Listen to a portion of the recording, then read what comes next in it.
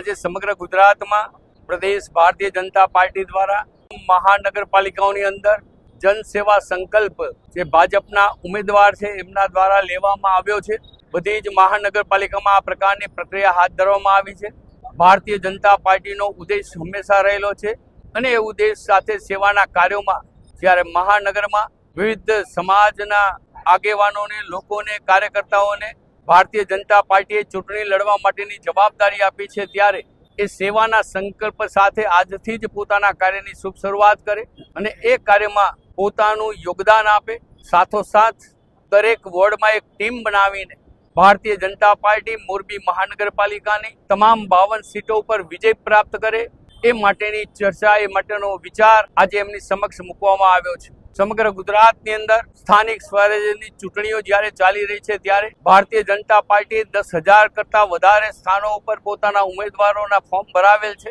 ઘણી બધી બેઠકો, ઘણી બધી જગ્યાએ ભારતીય જનતા પાર્ટી બિનહરીફ પ્રાપ્ત કરી છે। વિરોધ પક્ષમાં જે લોકો મોટી મોટી વાતો કરતા હતા, ચૂંટણીઓ સ્થાનિક સ્વરાજ્યની અમે જીતવાના છીએ એવા બણગાઓ ફૂંકતા હતા, એ લોકોને જવાબ ગઈકાલની ઉમેદવારી દ્વારા પ્રાપ્ત થઈ ગયો છે। પણ પક્ષ પૂર્ણ સ્વરૂપમાં કોઈ પણ જગ્યાએ ઉમેદવારો ઊભા રાખી શક્યા, કરી શક્યા નથી અને એ સ્વરૂપે ભારતીય જનતા પાર્ટીએ ગઈકાલથી જ વિજયની શુભ શરૂઆત કરી દીધી છે। અમે સ્થાનિક સ્વરાજ્યની ચૂંટણીઓ દ્વારા, જનસેવાના કાર્યો દ્વારા દેશના વડાપ્રધાન માનનીય નરેન્દ્રભાઈ મોદીના સ્વપ્નની પૂર્તતા માટે, ગુજરાતના મુખ્યમંત્રી શ્રી ભૂપેન્દ્રભાઈ પટેલના વિકાસના કાર્યોને વધુ વેગ આપવા માટે અને ભારતીય જનતા પાર્ટીના સંગઠનને વધુ શક્તિમાન બનાવવા સાથે રાજ્યની વધુ ને વધુ મહદ અંશની સીટો ભારતીય જનતા પાર્ટી કમર જીતે એ પ્રકારના વિચાર સાથે, પ્રકારના વિશ્વાસ સાથે આગળ વધી રહ્યા છીએ। ત્યારે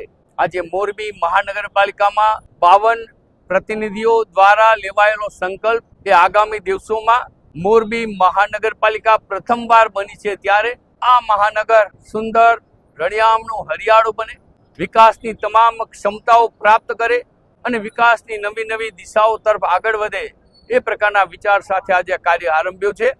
બધા જ 52 ઉમેદવારોને વિજયની, જીતની શુભકામનાઓ પાઠવેલ છે। ભારતીય જનતા પાર્ટી સ્થાનિક સ્વરાજ્યની ચૂંટણીઓમાં વિકાસની બાબતોને હંમેશા આગળ લઈને હાલ્યું છે। 2001માં ગુજરાતમાં માનનીય નરેન્દ્રભાઈ મોદી જ્યારથી મુખ્યમંત્રી તરીકે આવ્યા ત્યારથી વોટ બેંકની રાજ, વિકાસની રાજનીતિ તરફ આગળ વધવાનો નિર્ણય કર્યો।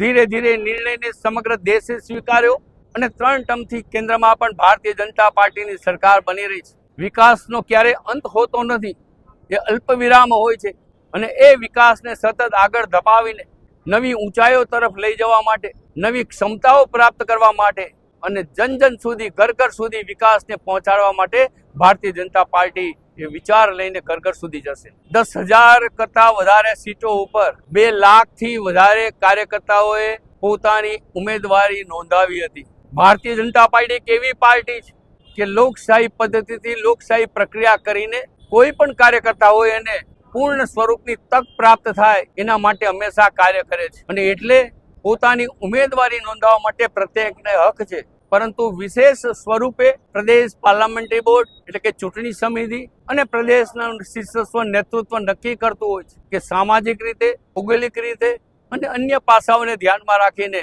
અત્યારે કયા પ્રકારનો નિર્ણય કરવો જોઈએ એ નિર્ણય કર્યો છે। આ પાર્ટી એવી પાર્ટી છે કે કાર્યકર્તા કદાચ ક્ષણ બે ક્ષણ આગો જાય, પાછો જાય, પણ ક્યારેય પાર્ટીથી અડગો થતો હોતો નથી કે બધા જ કાર્યકર્તાઓ ભારતીય જનતા પાર્ટીમાં કમર કસીને કાર્ય કરશે અને ભારતીય જનતા પાર્ટીને વિજય બનાવશે। ભારતીય જનતા પાર્ટી ગુજરાત પ્રદેશે એક શિસ્ત સમિતિ બનાવી છે, જે તે જિલ્લાના ભારતીય જનતા પાર્ટીના અધ્યક્ષો એમનો રિપોર્ટ આપશે, એના આધારે પ્રક્રિયા કરશે। પરંતુ અમારી પહેલી ફરજ હોય છે, જિલ્લા પ્રમુખ હોય કે જિલ્લા સંગઠનનો કોઈ પણ કાર્યકર્તા હોય, પહેલી ફરજ છે કે જે કાર્યકર્તાએ 5, 10, 20 વર્ષ સુધી કાર્ય કર્યું હોય, કદાચ ગુસ્સામાં, આવેશમાં કોઈ નિર્ણય કર્યો હોય તો એને બોલાવવા, સમજાવવા, વાત કરવી અને સાથે લેવા। આમ છતાં કંઈ હશે તેનું નિર્ણય પ્રદેશ નેતૃત્વ કરશે।